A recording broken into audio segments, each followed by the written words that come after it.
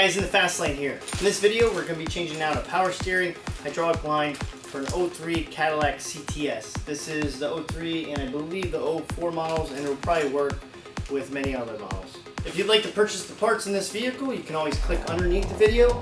There'll be a link that says shop this video underneath the video if you're on my website. If you're on the YouTube, on the desktop version, you can actually click shop this video in the video. If you're on mobile, you can go ahead and click it underneath the video. So up under here, you can obviously see that this line is leaking pretty bad. It's spraying out everywhere.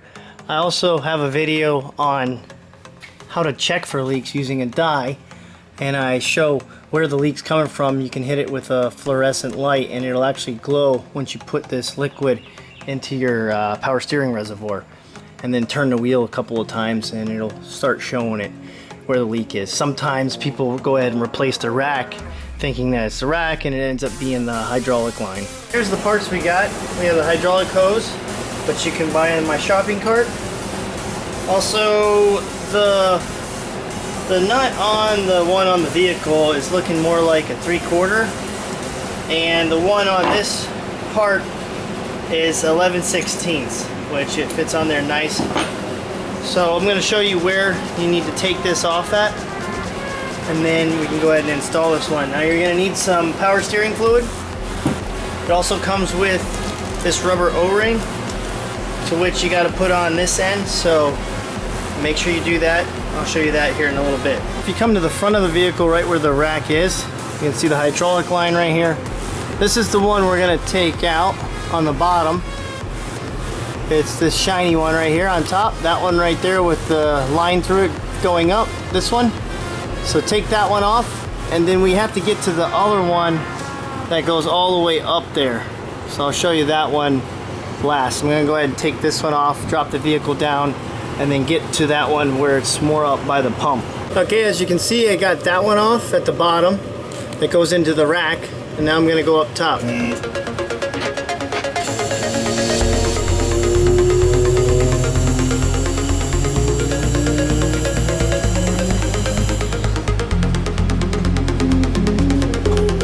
Now, to make this job a lot easier, I went ahead and removed the strut, the little shock that holds the hood open. There's just little clips on the top and bottom of them that you pop out, and you can, if you only have one, you can move it over to the other side. Basically, all you do is take a flat head, you slide it right down here, and you pop out, pull this clip out, and then you can push this out, and you do the same for the top. To put them back in, you basically, once you pop out the clips right here and here, you push the clips back on first, and then you just line it up, pop it on there, and pop it on that ball, and that's pretty much it. Now, as far as this job over here, this one's going to be quite a bit tricky. If you look right here, you have a little clip. It's a wiring harness. You're going to want to pull that clip out of the, actually looks like it's the power steering pump itself, so pull that clip out. These two power steering lines right here off this cap, these hoses right here, you can kind of move them out of the way. If you'd like, you can go ahead and drain the power steering out by taking off that clip right there, the bottom one. Get a cup or something in there and drain it all out, and then you can remove these two hoses right here, because if you see this line going in right here, it's right under this line. You see that metal line with the two Allen bolts coming out of it right there? It's right underneath there. And I highly doubt you want to go ahead and remove this radiator hose and have to drain all the coolant out, antifreeze. That wouldn't be a good job. It would take up a lot of time. Alright, what I went ahead and did is I went ahead and disconnected the feed line off the reservoir right here, as you can see. And if you look down here, it's gonna drip. There's nothing you can do about it. But I pulled it off right there, and then if you look in the back here, right there, we can get to it a little bit better. But it's still, if you're looking, you can still see that where the feed line is, it's still in the way. I mean, it's pretty tough to get in there. So you're gonna have to do your best. There's no point in really removing the radiator hose, because the nipple sticks out on the feed line further than the radiator hose. So it's just one of those kind of jobs where you just gotta bust your knuckles. Once you cracked it off with the bigger 11/16 right here, just grab yourself a short little stubby, and you can come right down in here and get into it and break it off down there. It's a lot easier. So go ahead and get yourself a short little stubby. I'd say, it looks like 5 or 6 inches. It worked great. Alright, I got the top one disconnected from the power steering pump. And now we're going to lift the car up.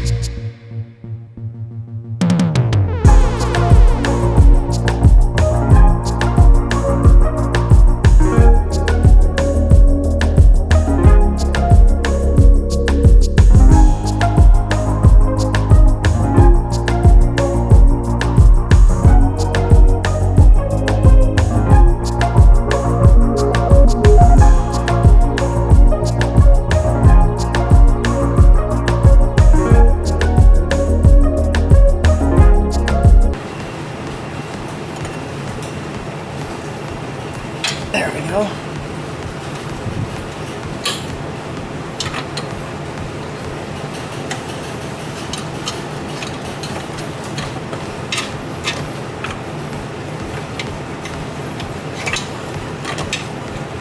Now the key is to get this back line right here, this one right here, back to the back of the oil pan. So we want to start to push it with your fingers, and it'll slide over the rack tightly.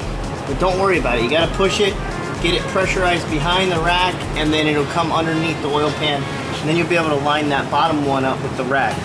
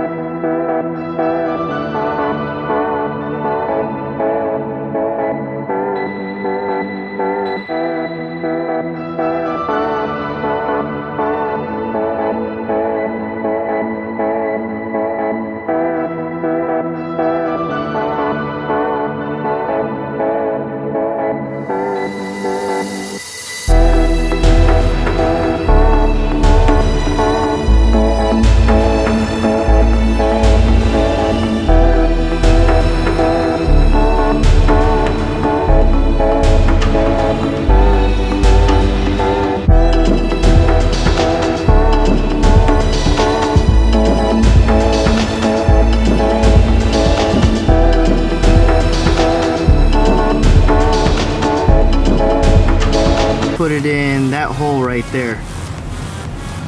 So once we get it in that hole, we can go ahead and tighten it up. And that's pretty much it. Alright, got it all tightened up. And now we're going to put the return on there, which is right here. We're going to take this. It's probably going to leak a little bit, but we got to do it real quick. We're going to put it back right on that nipple right there.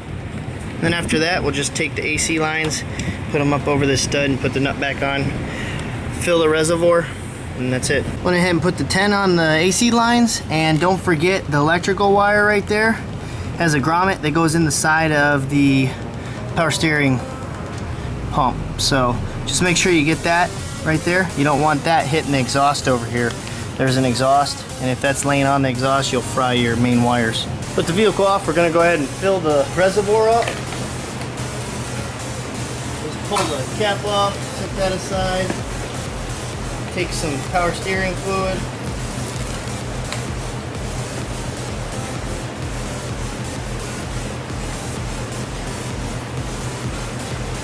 Now when we run this, it's probably going to drop down a little bit, so we're going to want to start the vehicle and check it again.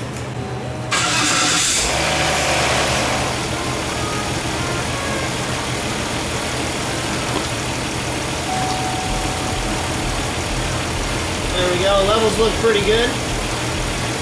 We're going to put it up in the air and have a look, see if we got any leaks.